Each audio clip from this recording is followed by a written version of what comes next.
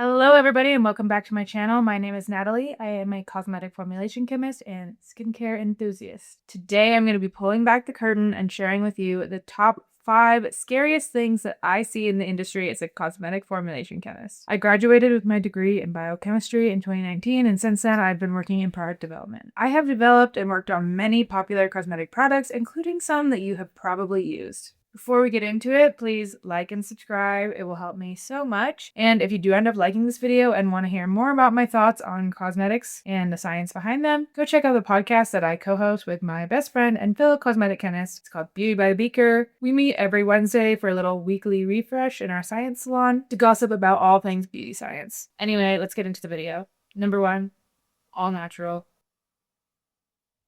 I hate the all natural claim. All natural? I spend a lot of time out in nature and I love it, but I truly cannot think of one single thing out there that I would want to put directly near my eyes and mouth. Why? Because nature is scary and dangerous. People love to come for cosmetic products that have potential allergens, but at the same time promote natural skincare, which just doesn't make sense. A very, very long time ago, ancient humans did make cosmetics that were probably considered to be more natural, but they also didn't live as long because their cosmetics were full of mercury, arsenic, and lead. All natural, by the way. Honestly, all natural is kind of a hard thing to define, and that term really gets under my skin as a cosmetic chemist. No pun intended. Humans have developed synthetic processes to make natural ingredients more effective and efficient. But if we want to get technical, unless you're going out and rubbing a live plant on your face, anything after that could be considered synthetic. At least to some extent. Harvesting crops, singling out the beneficial ingredients, and removing impurities, none of that's going to happen naturally. So natural is kind of relative, and there's actually no recognized definition of what natural even means. In my opinion, there is no such thing as all natural skincare because somebody had to process those ingredients together. You're not going to just go out in nature and find a bar of beeswax soap. And the natural beeswax that you do find is going to be filled with a bunch of human allergens like pollen because it's made from bees.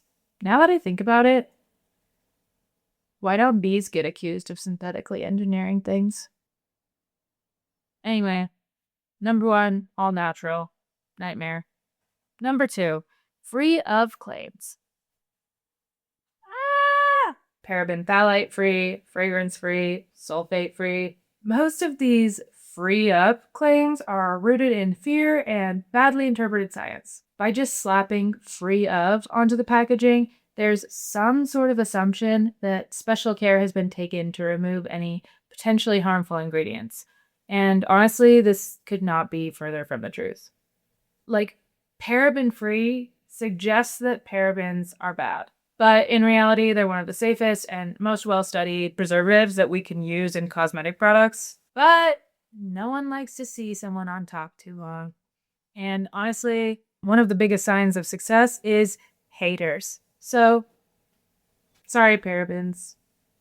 What's the best way to get someone to stop buying a cosmetic product that they already love? Make them afraid of it. Are you more likely to switch shampoo brands because a potential new brand might have a product that works better than the one that you're currently using, or because the product you're currently using is maybe giving you cancer?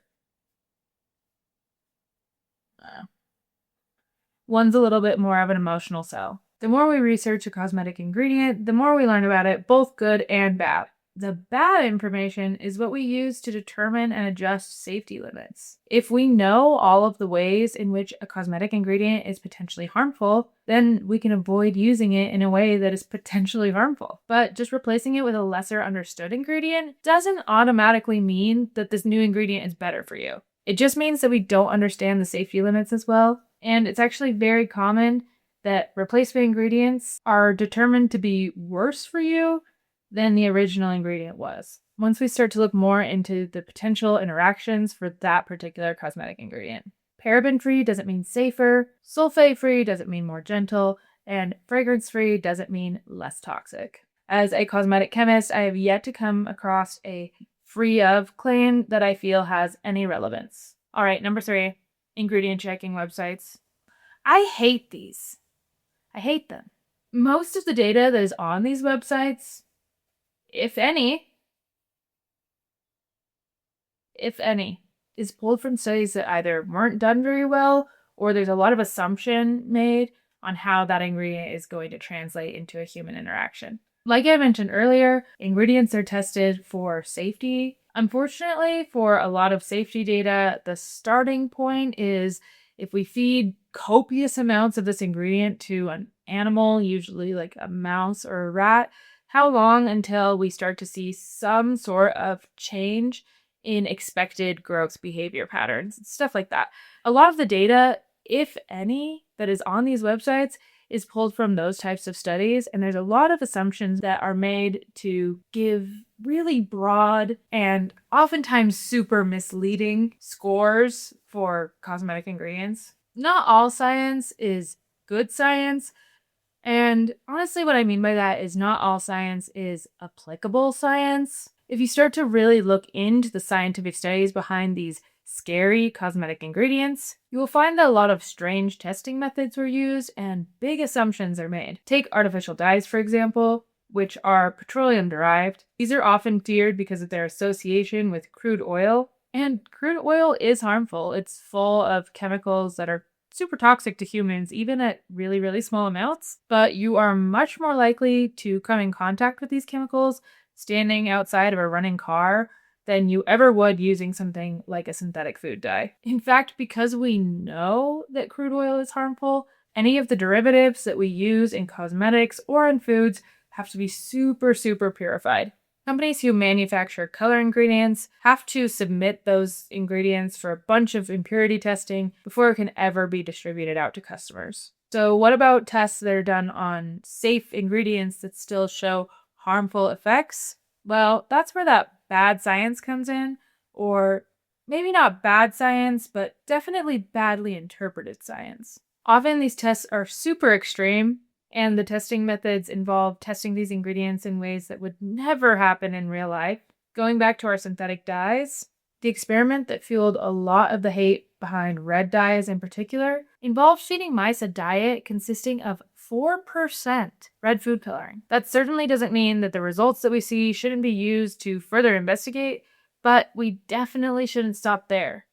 Unless you're a mouse considering drinking a bottle of red food coloring every afternoon as a little snack. Cosmetic ingredients behave completely different in formulas than they do on their own. In order for an ingredient to have any effect whatsoever on your skin, it needs to be able to pass through your skin, which is already super difficult to do, and then it needs to be able to get to the desired location where it can interact with your cells. When ingredients are on their own, they have much more binding power than they do when they are blended into cosmetic formulas. If a cosmetic product is super stable, then the likelihood that those active ingredients are going to separate from the product and then pass through your skin, which doesn't really want things passing through it because that's the point of skin.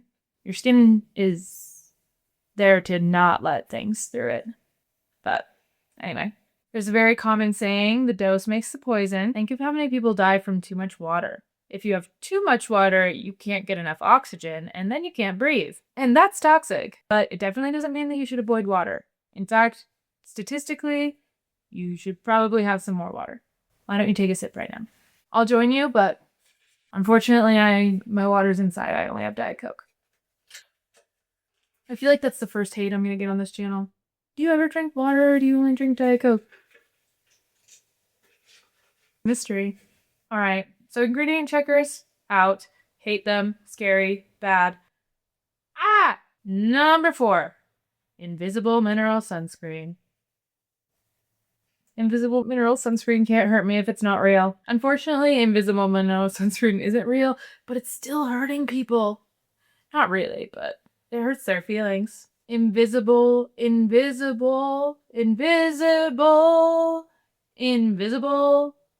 sunscreen.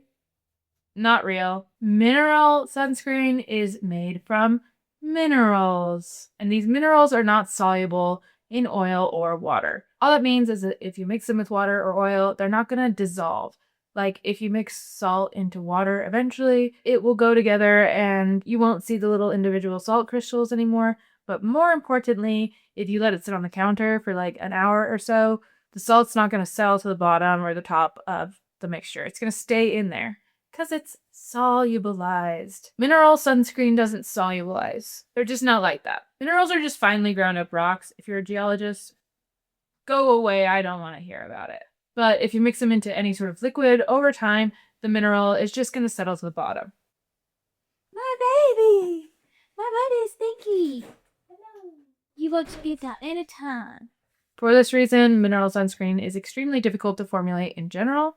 It's going to be really hard to create a product that's going to have consistent performance throughout its entire lifetime. A really good mineral sunscreen will be formulated in a way where the base ingredients create a uniform and stable structure to hold up the zinc oxide, even when the product is exposed to extreme hot or cold temperatures. I personally really like mineral sunscreens, but I am also like semi-translucent. If your skin has even slightly more pigment than mine does, there's a good chance that if you're using a mineral sunscreen and you're not kind of moving into the makeup territory, that it's gonna have you looking like Flashback Mary.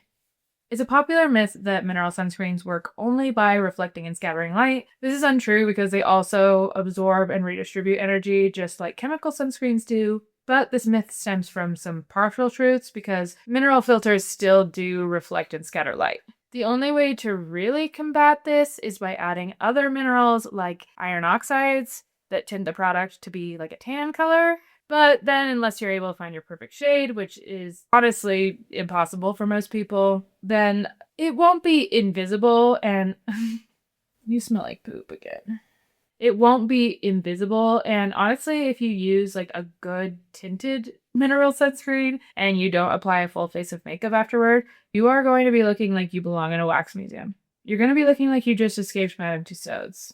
But honestly, just wear sunscreen. The reason this idea of invisible mineral sunscreen bothers me so much is instead of investing all this time on something that just probably won't ever work because of the inherent chemical properties of mineral sunscreen, let's just stop making people afraid of chemical sunscreen.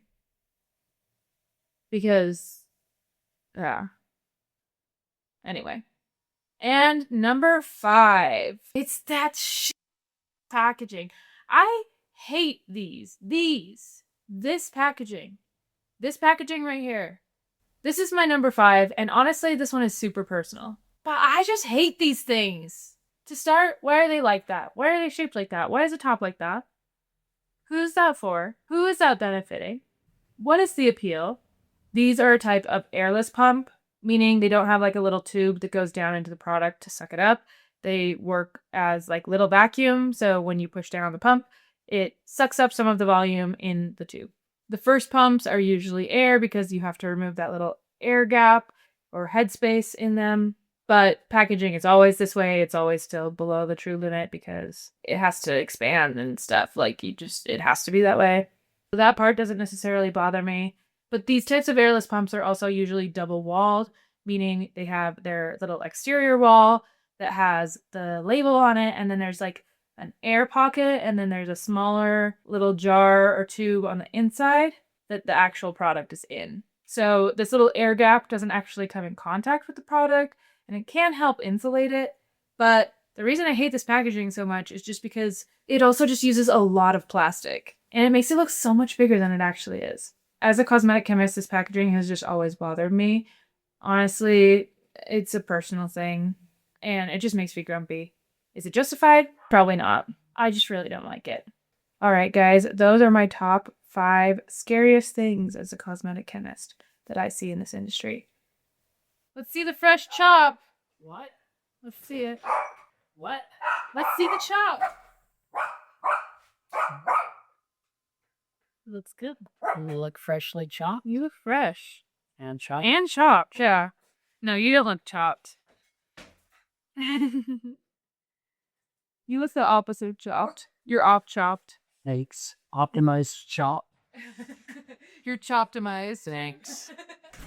If you made it to the end of this video, thank you so much for listening to those top 5 horror stories. The scariest things you can encounter. The things that nightmares are made of. as a cosmetic chemist, or at least in my experience. If you like this video and want to see more videos like it, please let me know in the comments. Also, like and subscribe. Helps me out a lot. And again, go check out my podcast, Beauty by the Beaker. I talk a lot about this stuff over here, every single week, even. So, check it out. Anyway, see you guys next week. Have a good weekend. Bye!